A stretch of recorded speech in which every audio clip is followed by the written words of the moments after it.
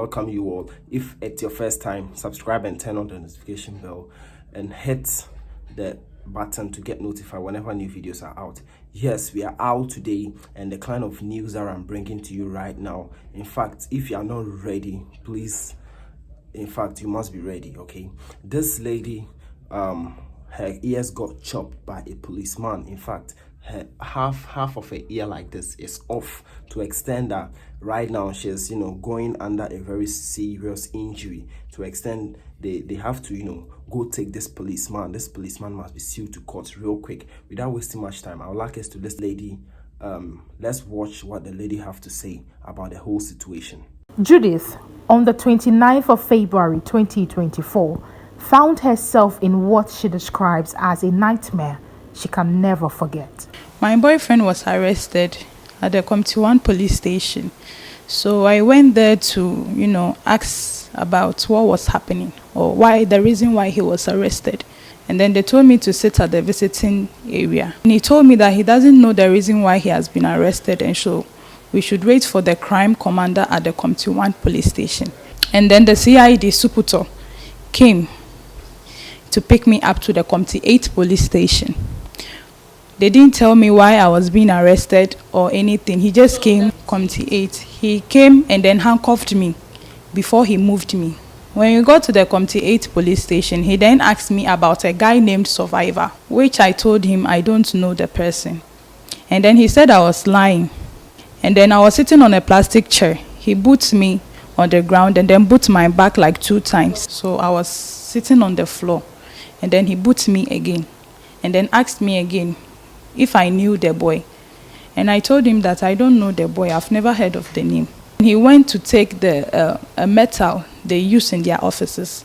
Mostly, they used to create a hole in their books. Placed it on my ear. And then asked me again about the boy. And then the labourer worker also came in and was like, I should say the truth, or else I would be sent to Insanwum. And I told the labourer worker that I don't know the boy his boss is asking me about. Then he pulled the metal. He pulled it to my right side. So it was paining me, and then I was giving him my ear because he was pulling it. He clipped it, and then he pulled it. So at the end, he pulled it hard, and then my ear cut off and then fell on the ground. And I screamed and I was crying. And I was like, you are asking me of a person and I don't know the person.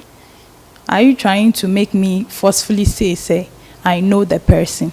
And then he was like, the person is a friend of my boyfriend, so I must know the person. So in the night, he came back and told me that there's some robbery that went on the 30th of January at the Committee 8 area, and that they stole a white van, and I was involved in that robbery. And then I told him that I've never heard of a Committee 8 robbery or anything as such.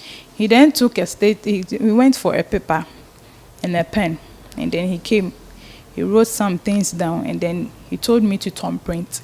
I knew he then, because the paper was a statement paper, so I knew it was some statements in it.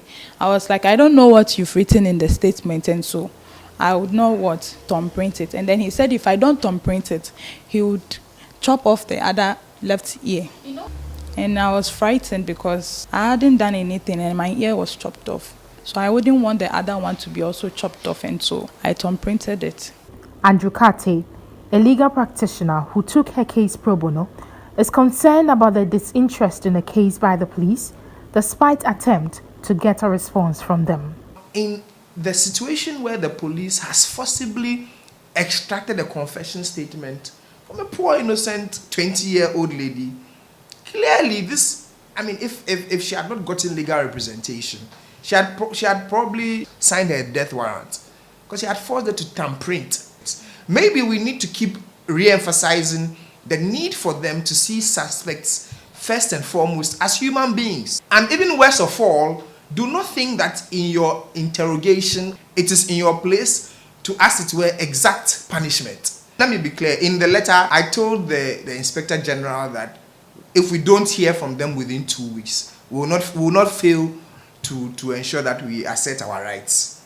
Yakuma's mother, Mary Zoka, wants the Inspector General to intervene so that her daughter can get justice. What I want is justice. I will plead with him. I know Dan Pare can do this. He's a man of justice. Judith Yakuma is not the only victim of police brutality and coerced confessions. In December 2023, a high court in Accra ordered the police to pay 253,709 cedis to Isaac Menu, who was assaulted by a policeman over the alleged stealing of a Kia truck. Even with the order from the court, Isaac Menu is yet to get that compensation from the police. For GH1 News, Awisi Dede Jange.